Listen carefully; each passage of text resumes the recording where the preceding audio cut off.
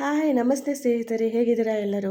ಇವತ್ತು ನಾನು ನಿಮ್ಮ ಜೊತೆ ಒಂದು ಫಿಶ್ ಥಾಲಿಯೊಂದಿಗೆ ಈ ವಿಡಿಯೋದಲ್ಲಿ ನಾನು ಶೇರ್ ಮಾಡ್ತಾ ಇದ್ದೀನಿ. ಮೊದಲಿಗೆ ಫಿಶ್ ಥಾಲಿ ಮಾಡಲಿಕ್ಕೆ ನಾವೀಗ ಫಿಶ್ ಫ್ರೈ ಮಾಡಲಿಕ್ಕೆ ನಾವು ಮಸಾಲೆ ಹಾಕಿ ಇಡುವ. ಅದು ಮ್ಯಾರಿನೇಟ್ ಆಗಿದಷ್ಟು ಸ್ವಲ್ಪ ಟೇಸ್ಟ್ ಒಳ್ಳೆಯದಾಗ್ತದಲ್ಲ, ಅದಕ್ಕೆ ಮೊದಲಿಗೆ ಉಪ್ಪು ಹಾಕಿ, ಆಮೇಲೆ ಹಳದಿ ಹುಡಿ ಹಾಕಿ, ಆಮೇಲೆ ಇಲ್ಲಿ ಚಿಲ್ಲಿ ಪೌಡರ್ ನಾನು ಒಂದು 5 ಸ್ಪೂನ್ ತೊಗೊಂಡಿದ್ದೀನಿ. ನಮಗೆ ಸ್ವಲ್ಪ ಖಾರ ಜಾಸ್ತಿ, ಸೊ ನಿಮಗೆ ಎಷ್ಟು ಬೇಕಾ ನೋಡಿ ನೀವು ಅಷ್ಟನ್ನು ತೊಗೊಳ್ಬೋದು. ಆಮೇಲೆ ಇದಕ್ಕೆ ಸ್ವಲ್ಪ ಚಿಕನ್ ಮಸಾಲ 1 ಸ್ಪೂನಷ್ಟು,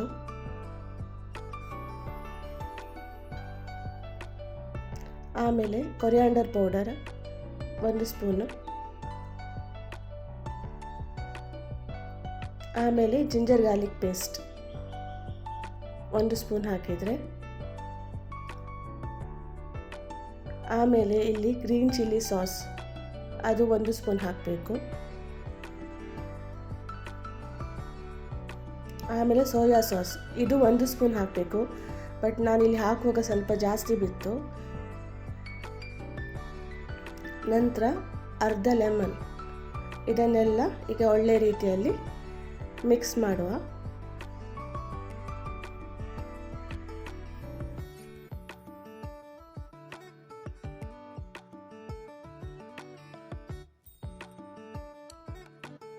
ಈಗ ಇದಕ್ಕೆ ಸ್ವಲ್ಪ ನೀರು ಹಾಕಿ ಮಿಕ್ಸ್ ಮಾಡುವ.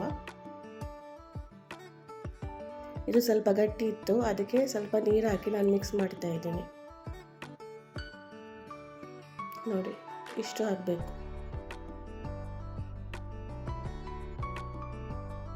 ಇಲ್ಲಿ ನಾನು 5 ಕೊಡ್ಡಾಯಿ ಮೀನನ್ನು ತಗೊಂಡಿದ್ದೇನೆ.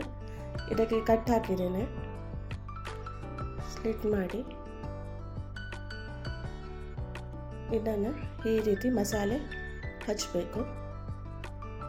ಒಳ್ಳೆ ರೀತಿಯಲ್ಲಿ ಎಲ್ಲ ಫಿಶ್ಗೆ ತಾಗುವ ಹಾಗೆ ಹೀಗೆ ಮಸಾಲೆ ಹಚ್ಚಿ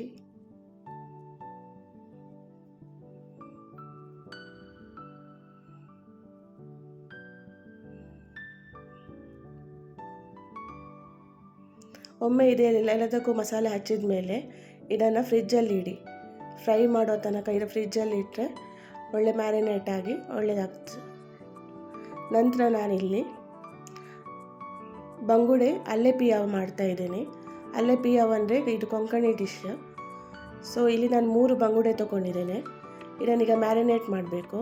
ಸ್ವಲ್ಪ ಉಪ್ಪು, ಹಳದಿ ಹುಡಿ, ಮತ್ತು ನಾನಿಲ್ಲಿ ಕಟ್ ಮಾಡಿಟ್ಟಿದ್ದೇನೆ ಆನಿಯನ್ 1 ದೊಡ್ಡದು, 2 ಗ್ರೀನ್ ಚಿಲ್ಲಿ ಚಿಕ್ಕ ಕಟ್ ಮಾಡಿಟ್ಟಿದ್ದೇನೆ, ಮತ್ತು ಜಿಂಜರ್. ಇಷ್ಟನ್ನು ಹಾಕಿ ಇದನ್ನೀಗ ಮಿಕ್ಸ್ ಮಾಡಬೇಕು. ಕೈಯಲ್ಲಿ ಮಿಕ್ಸ್ ಮಾಡಬೇಡಿ, ಹೀಗೆ ಮಿಕ್ಸ್ ಮಾಡಿ. ಅಲ್ಲೆ ಪಿಯಾವ್ ಅಂದರೆ, ಪಿಯಾವ್ ಅಂತ ಹೇಳಿದರೆ ಆನಿಯನ್, ಅಲ್ಲೆ ಅಂತ ಹೇಳಿದರೆ ಜಿಂಜರ್. ಸೊ ಇದು ನಮ್ಮದು ಕೊಂಕಣಿ ಸ್ಟೈಲಲ್ಲಿ ನಾವು ಮಾಡೋದು. ನಂತರ ಮಸಾಲೆ ಹಾಕಲಿಕ್ಕೆ ತೆಂಗಿನ ಎಣ್ಣೆ, ನಿಮಗೆ ಎಷ್ಟು ಪದಾರ್ಥ ಖಾರ ಬೇಕು ನೋಡಿ ಅಷ್ಟು ಇಲ್ಲಿ ಮೆಣಸು ಹಾಕಿ. ನಾನಿಲ್ಲಿ ಕಾಶ್ಮೀರಿ ಚಿಲ್ಲಿ ಹಾಕಿದ್ದೇನೆ, ಯಾಕೆಂದರೆ ಕಲರ್ ಚೆನ್ನಾಗಿ ಬರುತ್ತೆ ಅಂಥೇಳಿ ನಾನು ಹಾಕಿದ್ದೀನಿ.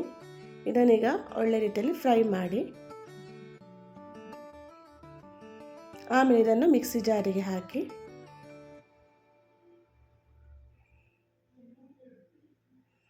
ಅದರೊಟ್ಟಿಗೆ ಒಂದು ಅರ್ಧ ತೆಂಗಿನಕಾಯಿ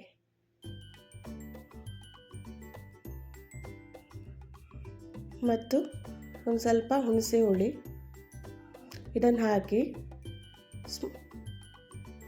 ಇದನ್ನು ಪೇಸ್ಟ್ ಮಾಡಬೇಕು. ನಂತರ ಆ ಪೇಸ್ಟನ್ನು ಒಂದು ಕಾವಲಿಗೆ ಹಾಕಿ ಕುದಿ ಬಂದ ಮೇಲೆ, ಅದು ಒಳ್ಳೆ ರೀತಿಯಲ್ಲಿ ಕುದಿ ಬರಬೇಕು. ಆ ಕುದಿ ಬಂದ ನಂತರ ಇದನ್ನು ಮೀನನ್ನು ಹಾಕಬೇಕು. ನೀವು ಮ್ಯಾರಿನೇಟ್ ಮಾಡಿರುವಂಥ ಮೀನನ್ನು ಹಾಕಬೇಕು. ಮಸಾಲೆ ಮಾತ್ರ ನುಣ್ಣಗೆ ನೀವು ರುಬ್ಬಬೇಕು. ಎಲ್ಲ ಇದು ಫಿಶ್ ಎಲ್ಲ ಇದಾದಮೇಲೆ ಇದಕ್ಕೆ ಇದು ಹಾಕಬೇಕು, ಏನು ತೆಂಗಿನ ಎಣ್ಣೆ. ನಂತರ ಈಗ ನಾನಿಲ್ಲಿ ಬಂಗುಡೆ ಪುಳಿ ಮುಂಚಿ ಮಾಡ್ತಾಯಿದ್ದೀನಿ. ನಮ್ಮದಲ್ಲಿ ಇದಕ್ಕೆ ಪಣ್ಣಾಪ್ಕರಿ ಅಂತ ಹೇಳ್ತಾರೆ. ಸೊ ಫಸ್ಟಿಗೆ ನಾನು ಬಂಗುಡೆ ಇಲ್ಲಿ 3 ತೊಗೊಂಡಿದ್ದೇನೆ. ಅದನ್ನು ಉಪ್ಪು ಮತ್ತು ಅರಿಶಿಣದೊಳಗೆ ಮ್ಯಾರಿನೇಟ್ ಮಾಡಿದ್ದೀನಿ. ಮತ್ತು ಇಲ್ಲಿ ಮಸಾಲೆ ಹಾಕಲಿಕ್ಕೆ ಇಲ್ಲಿ ನೋಡಿ ಇಷ್ಟು ರೆಡ್ ಚಿಲ್ಲಿ 2 ರೀತಿಯ ರೆಡ್ ಚಿಲ್ಲಿ ತೊಗೊಂಡಿದ್ದೀನಿ ನಾನು, ಗುಂಟೂರು ಮತ್ತು ಕಾಶ್ಮೀರಿ, ಮತ್ತು 1 ಟೀ ಸ್ಪೂನು ಕೊರಿಯಾಂಡರ್, ಮತ್ತು ಒಂದು 3 ಗಾರ್ಲಿಕ್ ಬೀಜ ಅಂತ ತೊಗೊಂಡಿದ್ದೀನಿ, ಮತ್ತು ಒಂದು 2 ಸ್ಪೂನು ಕೊಕೊನಟ್ ತೊಗೊಂಡಿದ್ದೀನಿ. ಇದನ್ನೆಲ್ಲ ಒಳ್ಳೆ ರೀತಿಯಲ್ಲಿ ಈಗ ಫ್ರೈ ಮಾಡಬೇಕು. ಇದು ಫ್ರೈ ಆದಮೇಲೆ ನುಣ್ಣಗೆ ಇದನ್ನು ಸಹ ರುಬ್ಬಿ ಸೈಡಲ್ಲಿ ಇಡಿ. ಅದಕ್ಕೆ ಸ್ವಲ್ಪ ಈಗ ಹುಣಸೆ ಹುಳಿ ಸಹ ಹಾಕಬೇಕು. ಹುಣಸೆ ಹುಳಿ ಸ್ವಲ್ಪ ಜಾಸ್ತಿ ಹಾಕಬೇಕು ಇದಕ್ಕೆ. ಆಮೇಲೆ ಒಂದು ಕಾವಲಿ ಇಟ್ಟು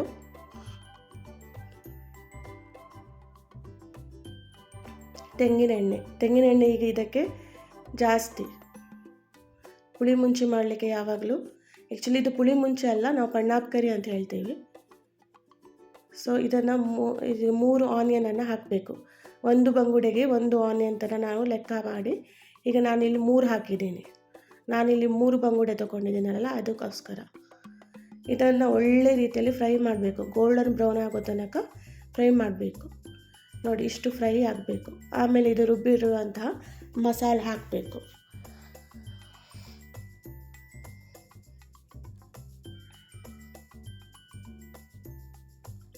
ಮಸಾಲೆ ಹಾಕಿದ್ಮೇಲೆ ಅದಕ್ಕೆ ಸ್ವಲ್ಪ ನೀರನ್ನು ಸಹ ಮಿಕ್ಸ್ ಮಾಡಬೇಕು.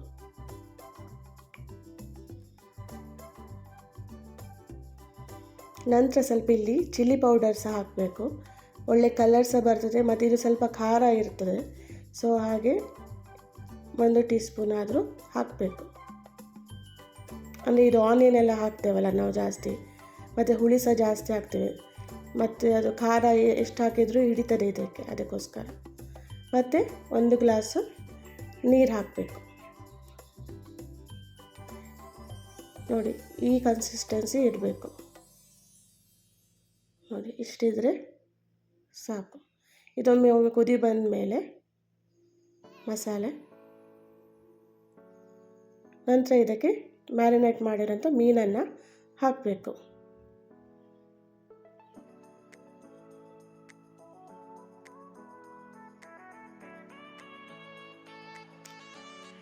ಇದನ್ನು ಈಗ ಈ ರೀತಿ ಮಿಕ್ಸ್ ಮಾಡಿ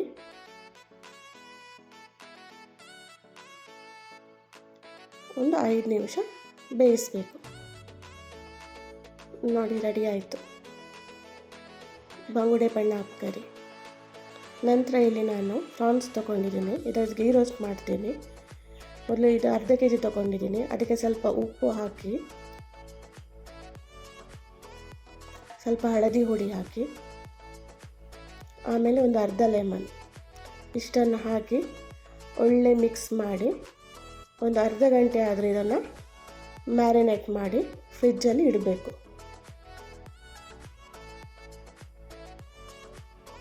ನಂತರ ಕಾವಲಿಯಲ್ಲಿ ಮಸಾಲೆ ಮಾಡಲಿಕ್ಕೆ ಸ್ವಲ್ಪ ತೆಂಗಿನ ಎಣ್ಣೆ, 2 ರೀತಿಯಲ್ಲಿ ರೆಡ್ ಚಿಲ್ಲಿ, ಕೊತ್ತಂಬರಿ, ಮೆಂತೆ, ಜೀರಿಗೆ, ಕಾಳುಮೆಣಸು, ಮತ್ತು ಇಲ್ಲಿ ಇದು ಗೋಡಂಬಿ ಬೀಜ ಸಹ ಹಾಕಬೇಕು, ಮತ್ತು ಒಂದು 6-7 ಎಸಳು ಬೆಳ್ಳುಳ್ಳಿ ಹಾಕಬೇಕು. ಇಷ್ಟನ್ನು ಹಾಕಿ ಇದನ್ನು ಒಳ್ಳೆ ರೀತಿಯಲ್ಲಿ ಫ್ರೈ ಮಾಡಬೇಕು.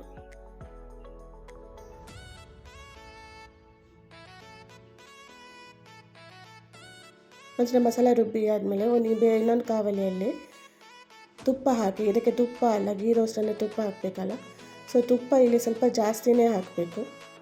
ಇಷ್ಟು ನಾನು ಹಾಕಿದ್ದೀನಿ ನೋಡಿ ತುಪ್ಪ. ಮತ್ತು ಕರಿಬೇವು, ನಿಮ್ಮ ಹತ್ರ ಫ್ರೆಶ್ ಕರಿಬೇವು ಇದ್ದರೆ ಫ್ರೆಶ್ ಹಾಕಿ. ನಾನು ಫ್ರಿಜ್ಜಲ್ಲಿ ಇಟ್ಟಿದ್ದೆ, ಅದಕ್ಕೆ ಸ್ವಲ್ಪ ಅದು ಕಪ್ಪಾಗಿದೆ. ನಂತರ ಇದಕ್ಕೆ ಈ ಮಸಾಲೆಯನ್ನು ಹಾಕಬೇಕು, ರುಬ್ಬಿರೋಂಥ ಮಸಾಲೆ. ಇದು ಸಹ ನುಣ್ಣಗೆ ಆಗಬೇಕು ಮಸಾಲೆ.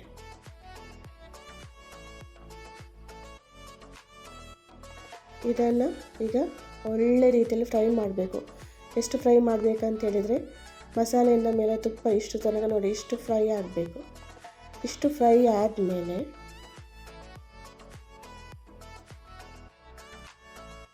ನಾವು ಮ್ಯಾರಿನೇಟ್ ಮಾಡಿರೋಂತಹ ಪ್ರಾನ್ಸನ್ನು ಹಾಕಬೇಕು. ಒಳ್ಳೆ ಮಿಕ್ಸ್ ಕೊಟ್ಟು ಇದರಲ್ಲೇ ಒಂದು 5 ನಿಮಿಷ ಹೀಗೆ ಫ್ರೈ ಮಾಡಬೇಕು. ನಂತರ ಸ್ವಲ್ಪ ನೀರು ಹಾಕಬೇಕು.